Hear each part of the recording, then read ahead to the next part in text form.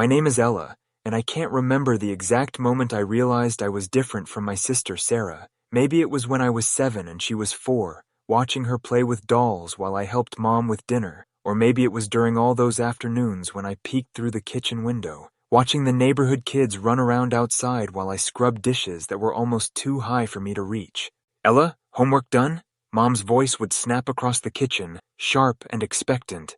Yes, Mom, I'd reply, already tying on the apron she bought me for my 6th birthday. A practical gift, she called it. Good. Now help me with dinner. Sarah, honey, you can go play. And just like that, Sarah would skip off, her dark pigtails bouncing, while I stood on my tiptoes to reach the counter. Even at 7, I knew better than to complain. She's still little, Mom would say, whenever I asked why I had to do more. You're the big sister. You need to help out. Dad wasn't much different. He'd come home from work, ruffle Sarah's hair as she showed him her latest drawing, usually done during the time I was struggling over math homework, then turn to me with that look I knew too well. How are your grades today, Ella? Not, how was your day? Or, what did you learn? Just grades. Always grades.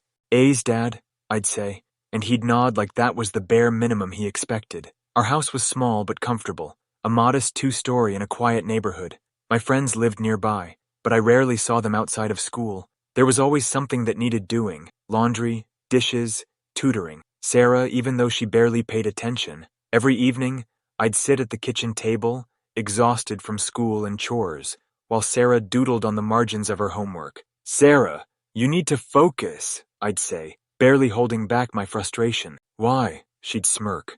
You'll just end up doing it for me anyway. And she was right. That's exactly what would happen. Ella, why isn't Sarah's homework done yet? Mom would ask, arms crossed. She's not focusing. Then make her focus. You're supposed to be helping her. So I'd grit my teeth, rewrite her answers, and move on. Meanwhile, Sarah's weekly allowance would land in her hands like clockwork, $20 every Friday. I was lucky if I got 5 a month, usually accompanied by a lecture about how money doesn't grow on trees.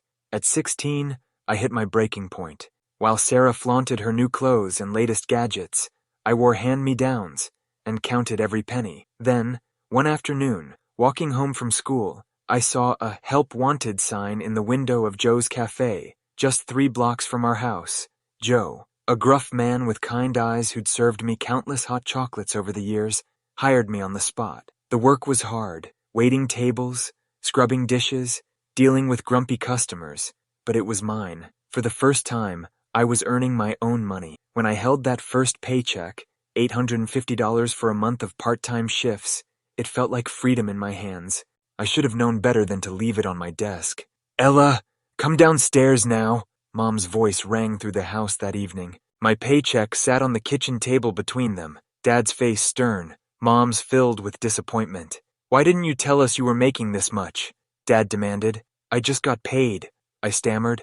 Well, since you're living in our house and eating our food, you'll be giving us half of this, Mom declared. It's only fair. The worst part wasn't even giving up half my paycheck. It was what happened next. A week later, Sarah waltzed into our shared room wearing brand new Nike sneakers. Look what Mom and Dad bought me with your money, she sang, twirling around. Guess all that waitressing is good for something after all. I locked myself in the bathroom and cried that night. But it was also when I made my decision. I was getting out of here, and college was my ticket to freedom. I threw myself into my studies with renewed determination. If college was my only escape, I was going to make damn sure I got there. I stayed late at school to use the library's computers, researching scholarships and financial aid. Every spare moment was spent studying for the SATs, writing essays, and maintaining my perfect GPA. I knew my parents would never pay for my education. Every time the topic of my future came up, it was always about how Sarah would need money for college someday, not me. I kept my plans to myself. I worked my shifts at Joe's Cafe, handed over half my paycheck without argument, and saved what little I had left, but it never seemed to be enough. One evening, after an exhausting double shift, I came home to find my parents and Sarah waiting in the living room. We need to talk, Dad said. His voice had that heavy tone that meant nothing good was coming. I dropped my bag by the door, already bracing myself. About what? Mom folded her hands in her lap, tilting her head in that way she did when she wanted to sound reasonable, but wasn't. Your savings account. My heart thudded. What about it? Dad cleared his throat. Sarah's thinking about getting a car. Sarah beamed, tossing her hair over her shoulder like she was already picturing herself in the driver's seat. It's only fair, Ella. You don't even drive. My stomach twisted. That's because I can't afford a car. I've been saving for… Mom cut me off with a placating smile. Honey, you don't need a car right now, but Sarah does. You don't want your sister taking the bus, do you? My hands clenched at my sides. So you want me to pay for it? Dad sighed like I was being difficult. Not all of it. Just a few thousand to help with the down payment. It's not like you'll need that money sitting in your account. And this is for family. Family. That word again. Always thrown at me like a chain around my neck. I stared at them, waiting, hoping for one of them to realize how insane they sounded. But they didn't. They just sat there, expecting me to nod along like I always had. Sarah leaned forward with that familiar smirk. Come on, Ella. It's not like you're doing anything important with your money. Something inside me snapped. No. The room went silent. Mom blinked. Excuse me? No, I repeated, my voice steady. I'm not giving you my money. I worked for it. I earned it. And I'm going to use it for my future. Dad's jaw tightened. That's selfish, Ella. Selfish. The word stung, but this time, I refused to let it sink in. I took a deep breath. No, what's selfish is expecting me to fund Sarah's life while I get nothing in return. Sarah gasped dramatically, turning to Mom. Do you hear her? She's being so mean right now. Mom's face hardened. Ella, I'm warning you. No, I interrupted. I'm warning you. I'm done giving. I'm done sacrificing. And I am definitely done being treated like my only purpose is to make Sarah's life easier. Dad stood up abruptly, his face red. Watch your tone, young lady. I didn't flinch. For the first time in my life, I met his glare without fear. I have been watching my tone for years, I said quietly. Not anymore. Without another word, I turned and walked upstairs. Sarah's indignant shrieking followed me, but I didn't care. I shut my bedroom door, my heart pounding. I had finally stood up for myself, and I knew, without a doubt, that my time in this house was running out. The final straw came on a Sunday afternoon. I had just finished my shift at Joe's Cafe and was looking forward to a quiet evening when I walked into the house and immediately felt something was wrong. Mom, Dad, and Sarah were sitting at the dining table, their expressions unreadable, but it was the envelope in front of them that sent a chill down my spine. My heart pounded. What's going on? Dad leaned back in his chair, crossing his arms. We need to talk. I stayed standing. About what? Mom picked up the envelope and slid it across the table toward me. This came in the mail today. I glanced at it, then back at them. So? Mom's lips pursed. So, Ella, why did we have to find out from the mail that you've been accepted to Riverside State University? My stomach dropped. I had been careful, intercepting every letter, checking emails on the library computer, making sure they never saw a single piece of my college applications. So how did… Sarah? I turned, and there it was, the satisfied smirk on her face. I found your emails, she said, twirling a strand of hair around her finger. Figured you were hiding something. Cold rage settled in my bones. You read my emails? I said, my voice dangerously low. Oh, don't be so dramatic, she scoffed. It's not like it's a big deal. Not a big deal. Mom crossed her arms. So you've been sneaking around behind our backs, planning to run off to another state like some ungrateful child? I forced myself to breathe evenly. It's not sneaking. I earned a full scholarship. I've worked for this. Dad slammed a hand on the table. That's not the point, Ella. The point is, you made this decision without us. You didn't even consider how it would affect your family. I let out a short, bitter laugh. Oh, you mean how it would affect Sarah? Sarah rolled her eyes. You're being ridiculous. No, I said, shaking my head. You all are. I exhaled sharply. You knew I wanted to go to college, but you never once supported me. And now, because I didn't ask your permission, suddenly I'm the bad guy? Dad glared at me. You're not going, Ella. I froze. What? Mom gave me a condescending smile. We called Riverside, told them you won't be attending. For a moment, I couldn't breathe. You what? My voice came out in a whisper. Dad nodded, his expression firm. We explained that you have obligations at home, that you'll be working full-time instead. My legs felt weak. You had no right. We had every right, Mom snapped. We raised you, Ella. We've sacrificed for you. Sarah snorted. Please. You really thought you could just leave and never look back? I was shaking. Fury, betrayal, heartbreak. Every emotion crashed over me in waves. I earned that scholarship, I said through clenched teeth. You had no right to take that from me. Dad's face hardened. You live under our roof. You'll do as you're told. I stared at them, really seeing them for the first time. They would never change. No matter how much I worked, no matter how much I gave, it would never be enough. And in that moment, I knew exactly what I had to do. No. Mom's face twisted. Excuse me? I met her eyes, steady and unflinching. I'm leaving, Dad scoffed. Oh, really? And where do you think you'll go? I turned on my heel, marched upstairs, and grabbed my suitcase from the closet. My hands moved on autopilot, clothes, my documents, the cash I had stashed away. I zipped it up and hauled it down the stairs, ignoring their shouting. Ella, stop this right now!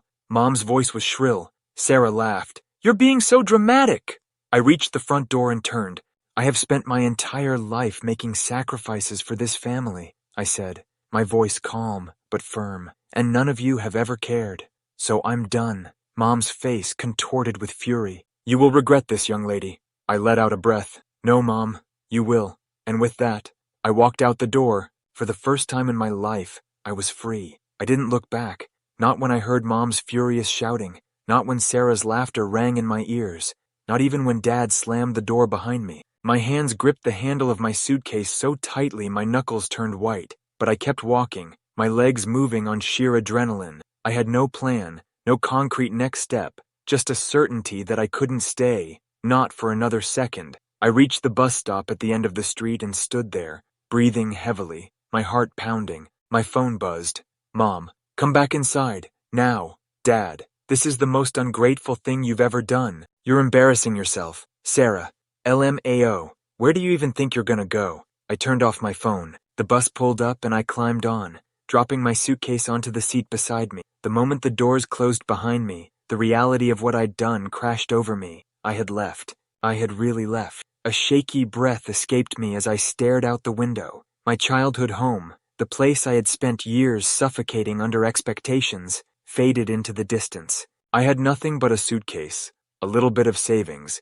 and a desperate hope that I could make this work. But that was more than I'd ever had before. I found a cheap motel room and sat on the stiff mattress, staring at the peeling wallpaper. I had a place to sleep, at least for tonight. Tomorrow, I'd figure out the rest. I pulled out my laptop and logged into my email. My stomach twisted as I reread the rejection email from Riverside. Your request to decline admission has been processed. No, I wasn't going to let them take this from me. My fingers flew across the keyboard as I drafted an email to the admissions office, explaining that the withdrawal request had been unauthorized. My hands trembled, but I forced myself to type out every detail. If they wanted to claim family obligations, I would tell Riverside the truth. I had no support, and I had worked alone to earn my place. I hit send, exhaling sharply. The ball was in their court now. The silence from my parents lasted exactly 2 days. Then the messages started. First, it was guilt. Mom, you've hurt this family more than you realize. Do you even care?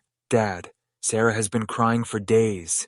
Are you happy now? Then came the anger. Mom, don't expect to come crawling back when this blows up in your face. Sarah, LMAO, hope you're enjoying your little rebellion. Let's see how long it lasts. I ignored them. But then came the worst part, the manipulation. Mom, we took care of you for 18 years, and this is how you repay us? Dad, you have a responsibility to this family. Sarah, I hope Riverside finds out what kind of person you really are.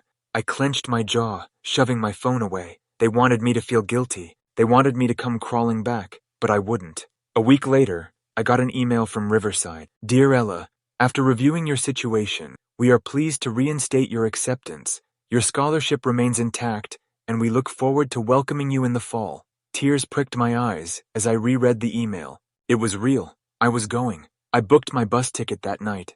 The night before I left for Riverside, my phone rang. Mom, I almost didn't pick up. Almost.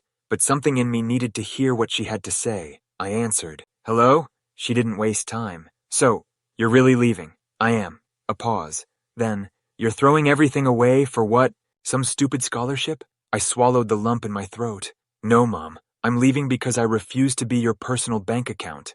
Silence. Then she scoffed. Fine. Go. But don't come crying back when you fail. I closed my eyes.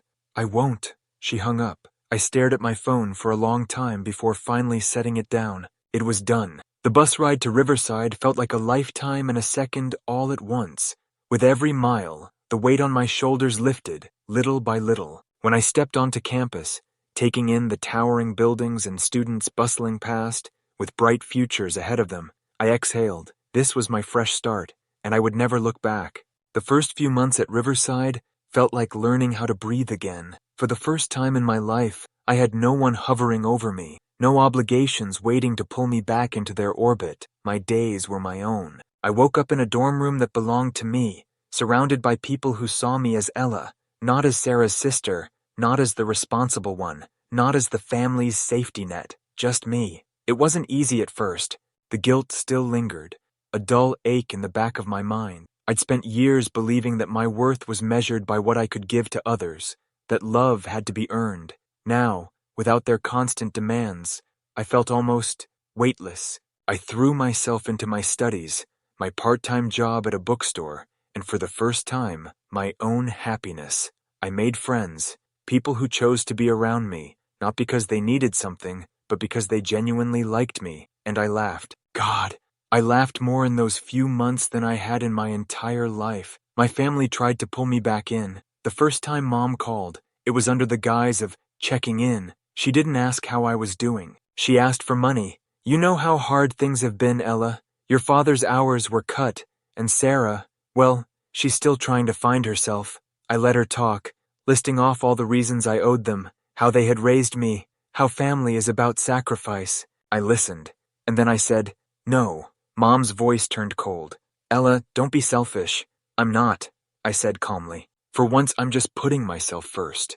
And I hung up. That was the moment I realized I wasn't afraid of them anymore. The months turned into a year. I got a summer internship at a finance firm, one that paid well enough to finally move into my own apartment off campus. It was small, a studio with barely enough space for a couch and a bed, but it was mine. I furnished it with second-hand finds, painted the walls a warm shade of cream, and strung fairy lights around the windows, just because I could. I built a life that was mine, free from obligation, free from guilt. By the time I graduated, I barely thought about my parents anymore. I had a job lined up before I even walked across that stage, diploma in hand. As I stepped onto that stage in my cap and gown, I scanned the crowd, not for my parents, because I knew they weren't there. Instead, I saw my friends, my real family, the people who had stood by me, who had cheered for me, who had never once made me feel like I had to earn their love. And I realized I didn't need my parents' approval anymore. I had given them years of my life, and in return,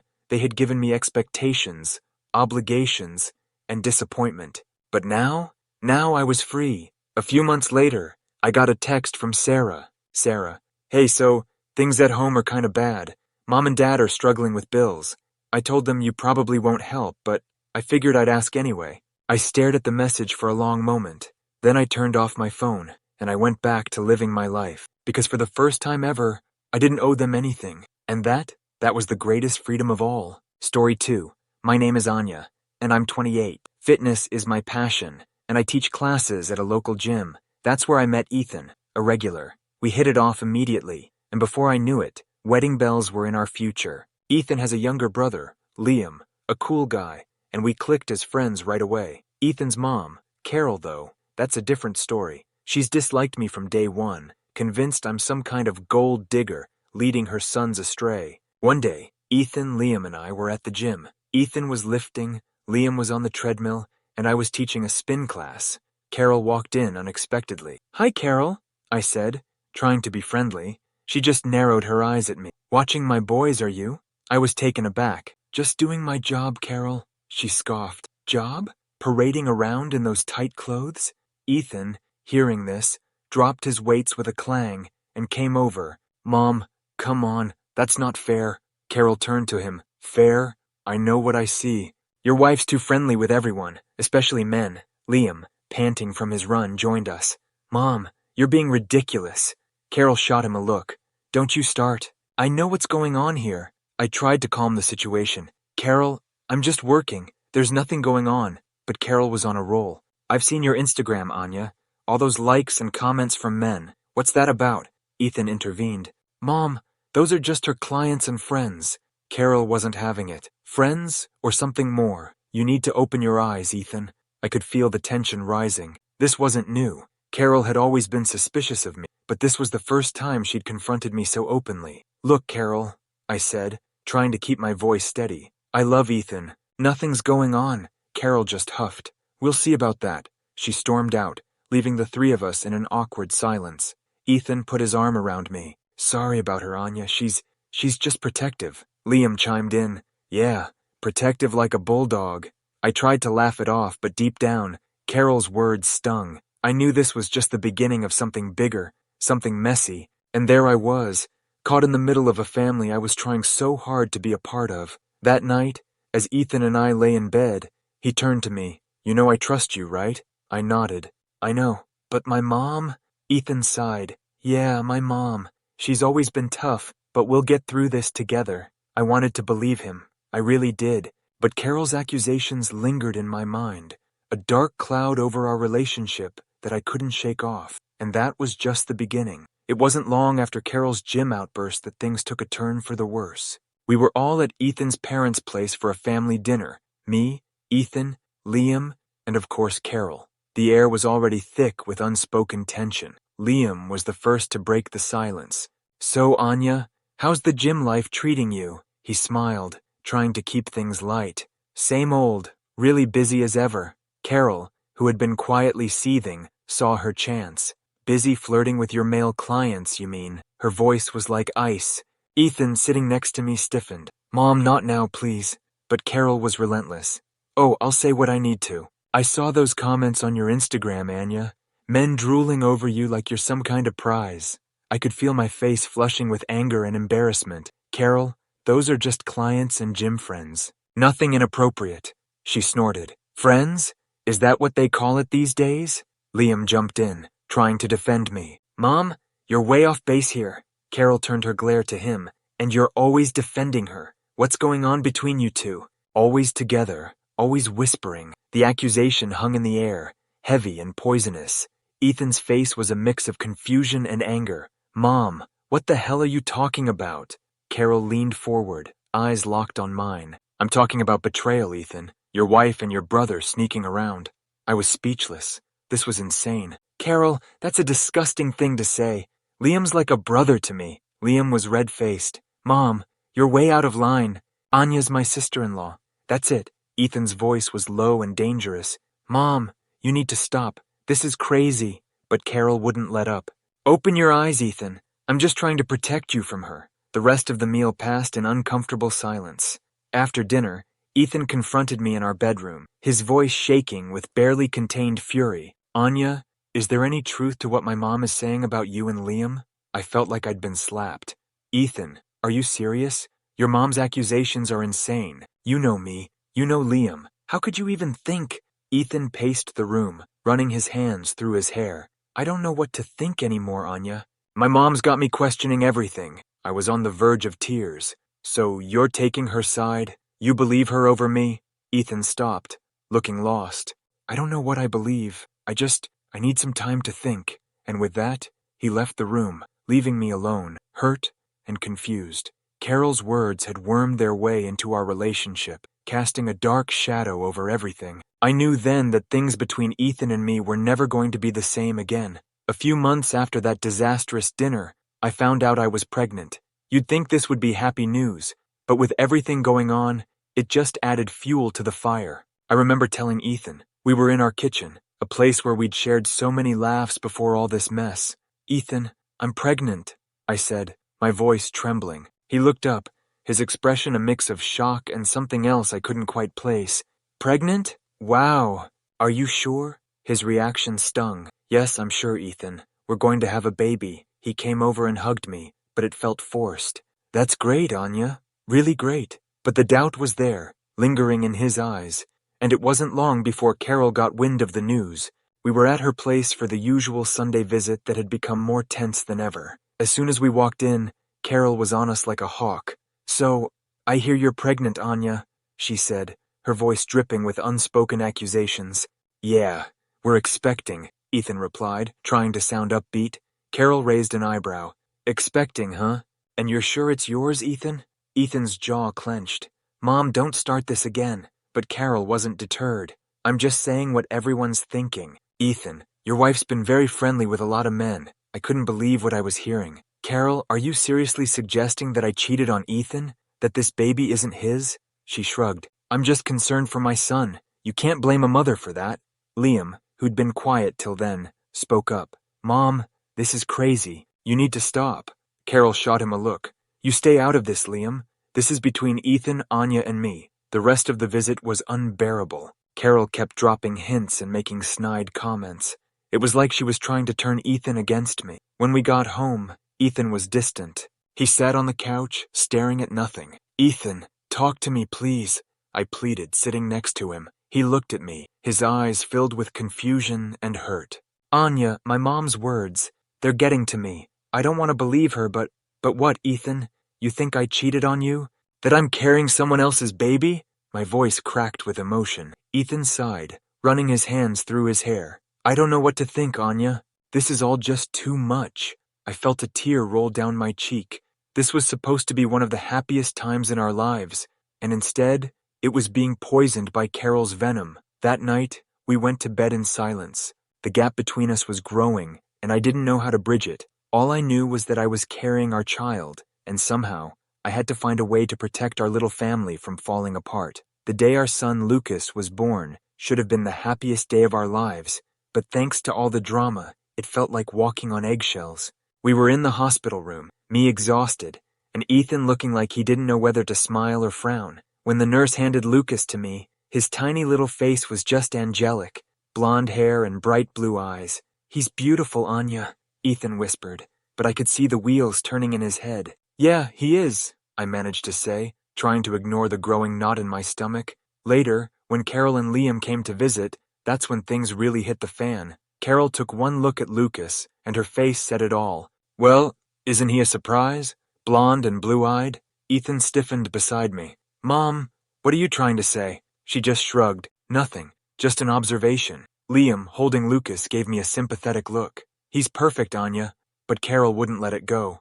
It's just interesting. It's all Anya's dark-haired. You're dark-haired, and here we have a little blondie. I felt my face burning with anger. Carol, genetics can be unpredictable. My cousin has blonde hair. It's not unheard of. She just hummed non-committally, her eyes boring into mine. After they left, Ethan sat by my side, Lucas asleep in his crib. He was quiet, too quiet. Ethan, please, I said, my voice barely above a whisper. Don't let your mom get in your head. He looked at me, then at Lucas. I know, Anya.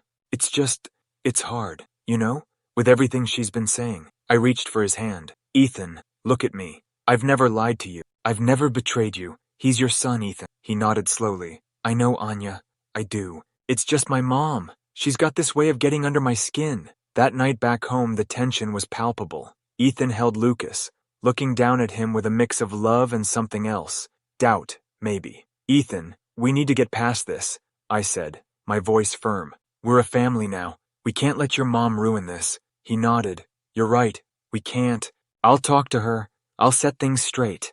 But even as he said it, I knew it wasn't going to be that easy. Carol had planted seeds of doubt, and they were growing, choking the life out of our relationship. Over the next few weeks, it was like walking a tightrope. Every comment, every look, every gesture was loaded with unspoken questions and accusations. The tension in our home had reached a breaking point. It was a chilly evening, the kind that should have seen us cuddled up together. Instead, Ethan paced the living room like a caged animal. He stopped suddenly, turning to face me. His eyes were hard, his voice even harder. Anya, I can't take this anymore. We're doing a DNA test for Lucas. I felt my blood run cold. A DNA test? Are you out of your mind, Ethan? He was unyielding, his words like daggers. It's not just about you and me, Anya. I want Liam to take the test too. That hit me like a ton of bricks. Liam, your brother. You seriously think... God, Ethan. I couldn't finish the sentence. He didn't back down. You heard my mom. There are doubts, Anya, and they're eating me alive. I was shaking with fury. So your mom's delusional ideas are driving this? What happened to trusting your wife? Ethan's voice was cold. This isn't just about trust. It's about certainty. I need to know for sure. Fighting back tears, I countered. And if I say no, what's your grand plan then, Ethan? His response was chilling. If you refuse, you and Lucas can't stay. I need to sort this out, and I can't do that with you here. I stared at him, disbelief and anger warring within me. You'd kick out your own wife and son, just like that? He wouldn't meet my gaze. That's the way it has to be, Anya. I spent the night tossing and turning, anger and despair consuming me. The next morning, I confronted Ethan again, hoping he'd come to his senses. Ethan, we need to talk. You can't be serious about this, I pleaded, Lucas in my arms. Ethan was stoic, distant. I've thought it over, Anya. The test happens, or you leave. That's it. I couldn't hold back my tears. This is insane, Ethan. You're choosing your mother's paranoia over your family? He remained unmoved. It's not about choosing sides. It's about finding the truth. I was aghast. And what about us, Ethan? What about our marriage? Ethan sighed, a hint of regret in his eyes. I don't know, Anya. Right now, I just need answers. With a heavy heart, I packed our bags. Lucas, bless his heart, was oblivious to the heartache surrounding him. At my mom's place, I let it all out. He's making us take a DNA test, Mom. He's lost his mind. My mom wrapped her arms around me, her voice laced with anger. That boy is throwing away his family over some nonsense. You're better than this, Anya. I sobbed into her shoulder. I don't even recognize him anymore, Mom. She held me tight. You're strong, Anya. You'll get through this. We'll get through this together. Ethan's doubts had not only torn our family apart, but had also stripped away the love and trust that once bound us. I was now facing a future full of uncertainties, a single mother with a broken heart, trying to make sense of the wreckage. After days of agonizing, I finally agreed to Ethan's demand for a DNA test. It felt like walking into a storm, but I had no choice. I was at my mom's place when I called Ethan to tell him my decision. Ethan, I'll do the damn test, I said, trying to keep my voice steady. There was a pause on the other end. Okay, I'll arrange it, and Liam agreed to do it too. I clenched my phone tighter. Fine, let's just get this over with. A week later, we got the call. The results were in. My heart was pounding as we all gathered at the clinic again. Carol, who had insisted on coming, looked smug, as if she'd already won. The nurse handed the envelope to Ethan. His hands were shaking as he opened it. We all held our breath. Ethan's eyes scanned the paper. Then he looked up, his expression unreadable. I'm the father. Lucas is my son. I let out a breath I didn't know I was holding. I told you, Ethan. I told you. Carol's face was a picture of shock and disbelief. But how? I was so sure. Liam snorted. Yeah, you were sure? Sure about ruining our family over your paranoia. Ethan just sat there, the paper in his hand, looking lost. I don't know what to say. Say? I was furious, tears streaming down my face. Say you're sorry. Say something now after you put us through hell. Ethan reached out, but I pulled away. Don't, Ethan. Just don't. Liam stood up, his anger palpable. I can't believe you did this, Ethan. You and Mom, you two deserve each other. Carol tried to say something, but Liam cut her off. No, Mom. You've done enough. I'm done with this. And with that, he walked out, leaving Ethan and Carol sitting there, looking at the proof of their unfounded doubts. As for me, I just felt empty. The test had proven my innocence, but it had cost me my relationship, my trust in Ethan. It had torn our family apart. I walked out of that clinic knowing that things would never be the same again. The day of reckoning had come. I decided it was time to bring everything out into the open. I invited Ethan, his brother Liam, and their mother, Carol, to my mom's house for a final confrontation. The atmosphere was tense as they walked in. Thanks for coming, I started, trying to keep my voice steady. There's a lot we need to discuss. Carol, with her usual sour expression, sat down stiffly. Well, I'm here. Let's hear it then. Ethan looked uneasy, shifting in his seat. Anya, I've been thinking, maybe we can just forget all this happened. Start over, you know? I couldn't help but scoff at his suggestion. Forget. Oh, Ethan, you've got no idea. I reached under the table and slammed the divorce papers in front of him.